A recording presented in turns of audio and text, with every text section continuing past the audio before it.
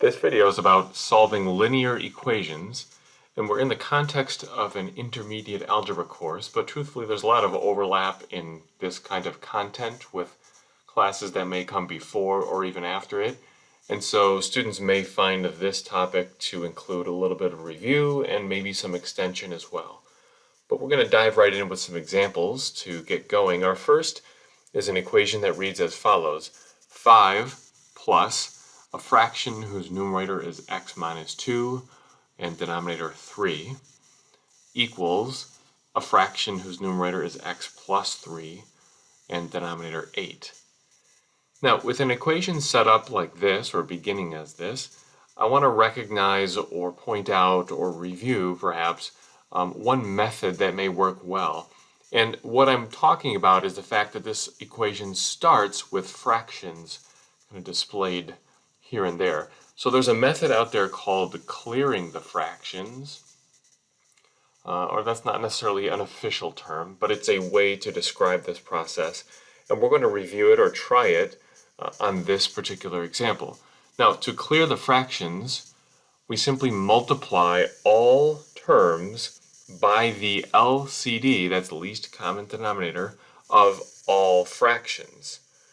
So we look at the fractions involved in this problem and notice that we have two denominators. We have a 3 and we have an 8, meaning the LCD that we'd be looking to identify with all the denominators present, namely 3 and 8, of course would be 24. That's the least common multiple for those two denominators. Now, to clear the fractions as described here, we're going to multiply all the terms on both sides by this LCD. So it looks a little worse at first, and then it starts to get better quickly. I'm going to rewrite each original term in this equation and put those original terms in parentheses, but then multiply this LCD of 24 by each of the terms. So instead of copying just 5 as the first term, I put it in parentheses with a 24 in front of it. We'll continue with the same thing going all the way down. The next term was originally the fraction x minus 2 over 3. I'll put that in parentheses, but then put a 24 in front of it. That's going to be multiplying by it. Then we have equals. Same thing on the right side. We'll have the original term, which is the x plus 3 all over 8. In parentheses, but I'm multiplying that by 24, so I put one of those in front of the parentheses. Now, the whole point of clearing the fractions is that when you do it properly, it should clear the fractions. We're going to multiply and simplify all these terms now. The first one on the left being 24 times 5. Of course, that's 120. Moving on, in the next term, we're multiplying 24 by this fractional term in parentheses, the x minus 2 all over 3.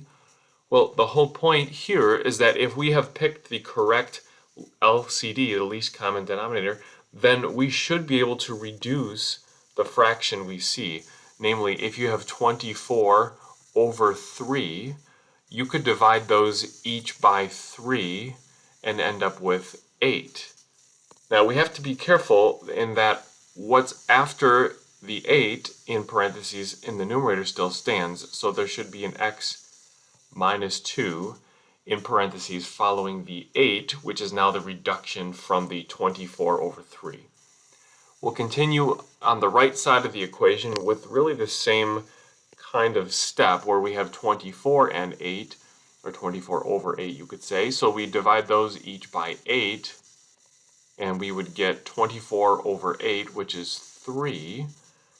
But then after that 3 in parentheses, we'll keep the numerator we had as x plus 3. This is a key step, and notice the fractions are gone. That's why this is called clearing the fractions. At this point, we'll proceed with typical equation solving steps, which is, we'll review them here in our notes. We want to distribute first, then combine like terms on each side, and then we want to move the variables first, smaller to larger.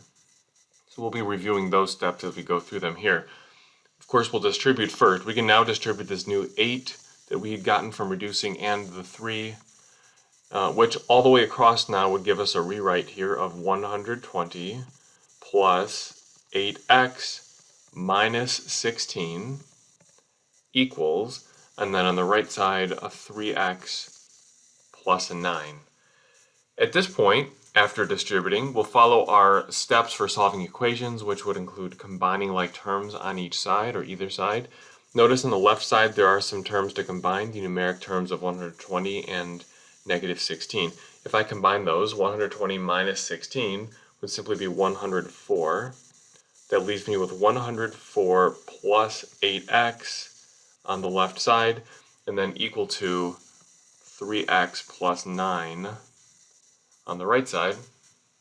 Now we'll continue on to our next step, which is we want to move the variables first, but we want to move the smaller one to the larger one. So out of the two variable options on each side, we have an 8x on the left, a 3x on the right. We pick the smaller coefficient, so that would be the 3, and we move it by undoing it, or in this case, subtracting it. So I'm going to subtract a 3x from both sides. Of course, the 3x's on the right side would cancel. If I rewrite everything I have left, it'll include 104 plus 5x. That's combining like terms on the left side here, the positive 8x minus 3x. And then I'll have equals, and then just a 9 on the right side. Now, once the strategy of picking variables first and moving smaller to larger is that it actually does in the long run occasionally save a step or two. So now we want to get the x alone. We already have a single x on the left side of our equation. So let's just leave it there and move everything else away from it. So I could subtract 104 from both sides now, which will give me just a 5x on the left side. On the right side, I'll have 9 minus 104, which will result in negative 95. And then to get x alone, I'll divide by 5 on both sides. The 5's cancel on the left side, and we're left with simply an x on the left side equals. On the right, we have negative 95 over 5, which happens to reduce to negative 19, which is then our final answer. So in summary, let me mention this. These steps that I've kind of written out here, 1, 2, 3, as far as solving equations, they're recommended steps. They're not the only way to step through an equation solving process like this, but they're recommended in ways that will pay off in the short and even long term. And I might also say that one way to check the solution of an equation like this, like we're supposing here that negative 19 is our solution, you could also check your answer by plugging that value back in for the variable in the original equation. If you go way back up at the top where we started, you could plug in negative 19 for all the x's and simplify, and it should turn out to be true where the left side does equal the right side. So checking an equation is always a good habit, especially if you're still getting more secure in this equation solving process. Let's try another example. This one begins as 4x plus 7 on the left side equals, and then it's 7, open parenthesis, x plus 1, close parenthesis, minus 3x. Well, we're going to follow the same equation solving steps that we have listed above, and of course we have an opportunity to distribute, and we should do that right away. We can distribute the 7 into the parentheses on the right side. If we do that and rewrite, we'll end up with 4x plus 7. On the left side, we haven't done anything there yet, equals. On the right side, we'll have 7x plus 7. That's distributing the 7 in there, and then minus 3x. Well, if we stick with the same steps we have listed above for equation solving, after distributing, we'll want to combine like terms on either side. On the right side, notice we have some terms to combine, like terms. We have the 7x and the negative 3x. So we'll combine those. Let's rewrite everything that we have. On the left, we have 4x plus 7, still unchanged there for now. On the right, though, when we combine the 7x and the negative 3x, we'll end up with a positive 4x plus 7. Now, you may start to notice something interesting about this one. If we try to follow our next step of variables first, smaller to larger, you'll notice there's a variable term on both sides, the 4x, but they're the same. So how would you pick the smaller one? right? Well, obviously if they're the same, neither one is smaller. Now watch what happens if we just subtract either one. I'll just subtract 4x from both sides. Of course, that would cancel out both or eliminate both of the 4x's and leave us with a 7 on the left equals a 7 on the right.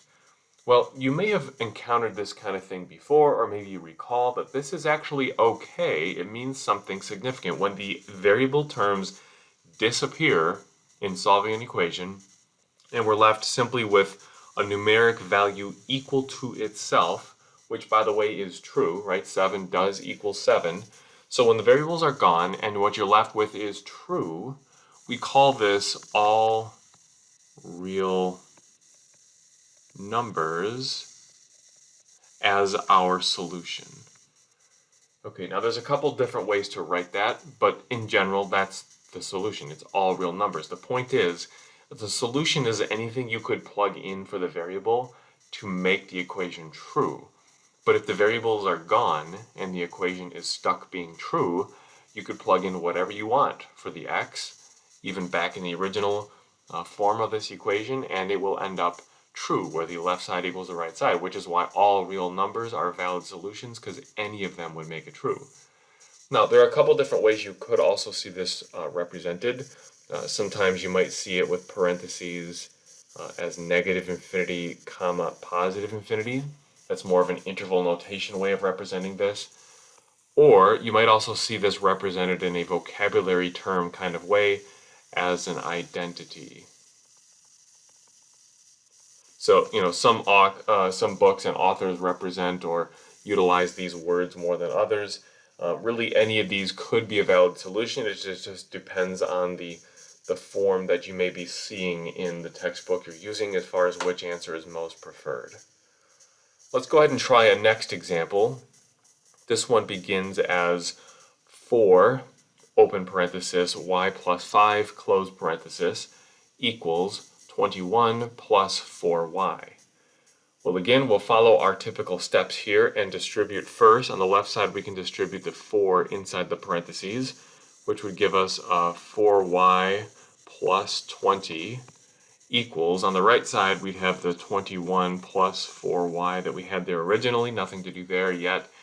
And at this point, after distributing, we'll combine like terms on each side, but notice each side is already in a state where there are no like terms to combine, so we'll skip on to the next step, which is move the variables first, smaller to larger.